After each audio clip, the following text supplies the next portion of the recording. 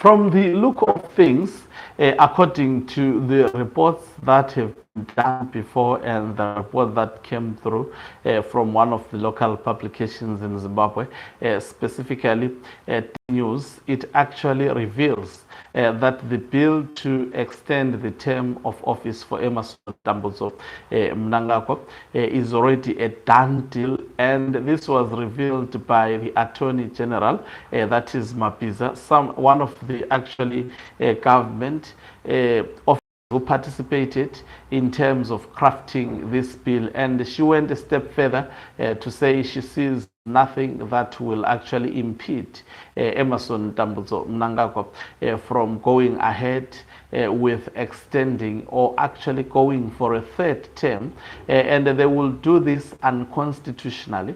Now on this live broadcast, I'll be taking you through the risk associated with doing this.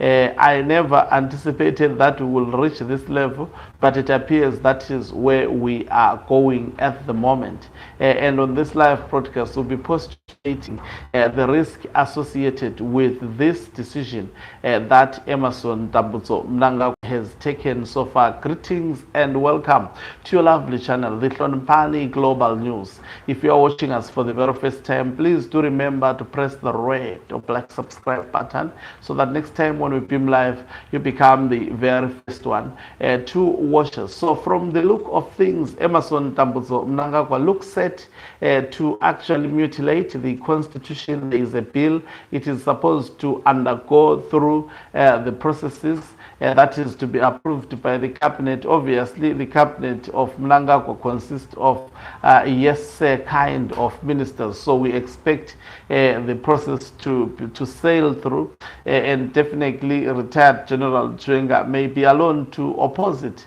but who knows, maybe he may oppose it. Now, how does then this descend the nation into chaos, as I have already projected?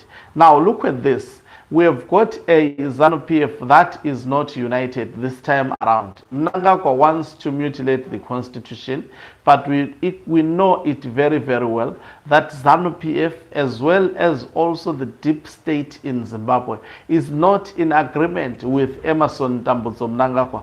War veterans that are led by Blessed Geza have said even if it means going into a war to stop the 2030 term extension, we will do so. And that is why, by the way, this was supposed to be done last year, but Emerson Mnangagwa could not proceed with it last year as scheduled.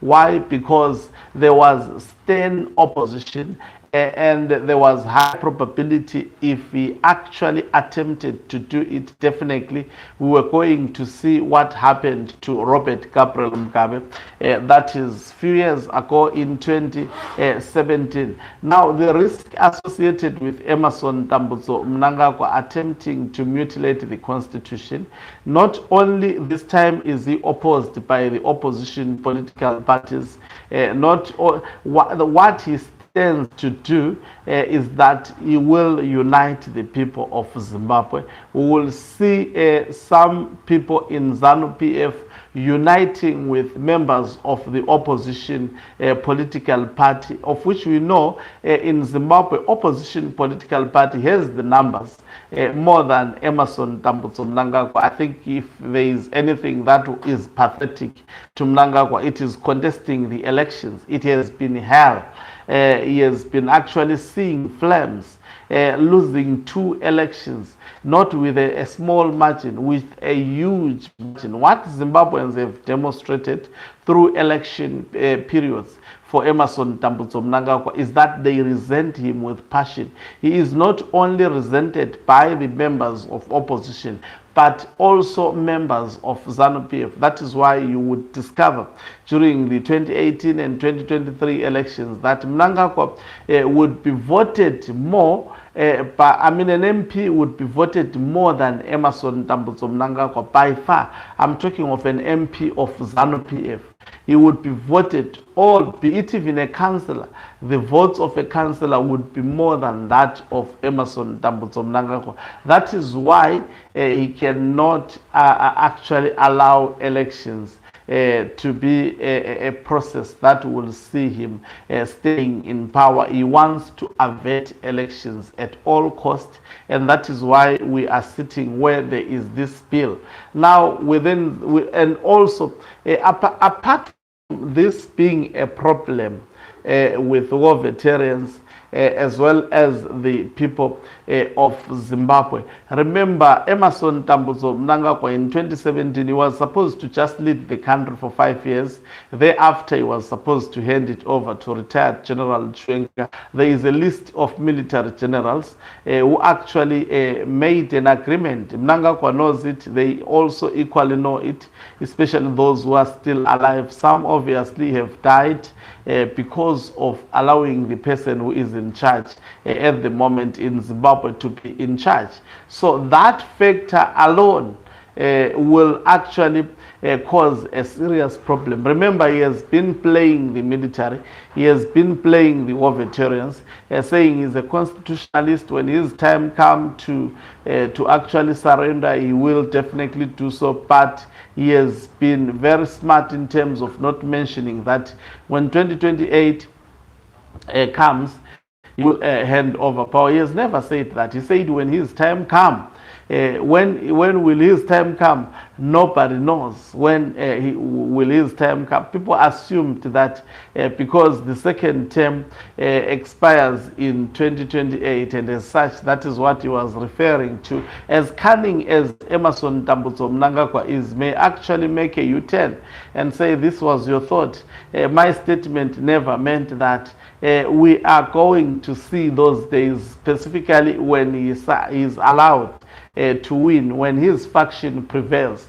Definitely that is what he would say. He's a very cunning individual, an individual who will claim that he made peace with Robert Gabriel Mugabe, made peace with Joyce Mitchell, knowing very, very well that there is no peace that he made with those people. If he had made peace with Robert Gabriel Mugabe, why is he pursuing Robert Gabriel Mugabe's allies?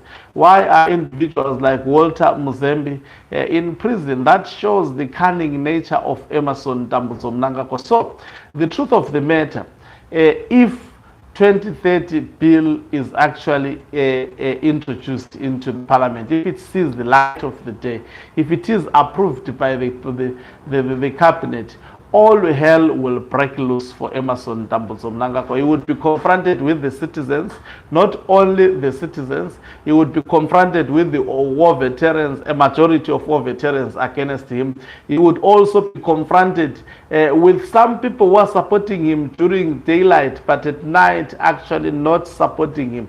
He would be confronted with those people. He would be confronted with the retired General Chwenga. He would be confronted with a certain section of the military. He will divide his party. His party members will find themselves at loggerheads opposing him. He will divide the state institutions such as the military. They will find themselves at loggerheads, divided, having to fight against each other. This is the man who is prepared to shed blood. This definitely would not have good results.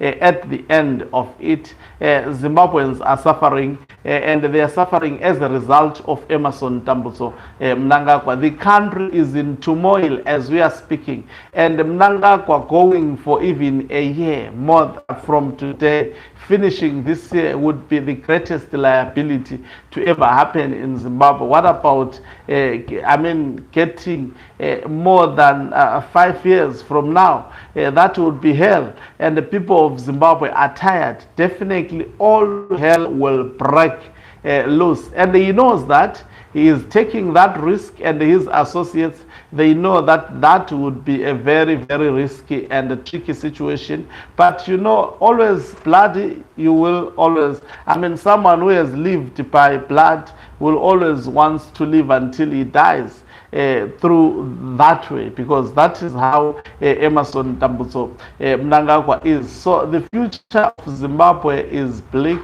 The cost would be huge. Why? Because one man, one family wants to take Zimbabwe for a ride. Because of money that they didn't work hard for, the money that they actually steal from the hard-working Zimbabweans. They steal the sweat of the people of Zimbabwe. It will not end well. Thank you very much for watching us. If you are watching us for the very first time, please do remember to press the red or black subscribe button so that next time when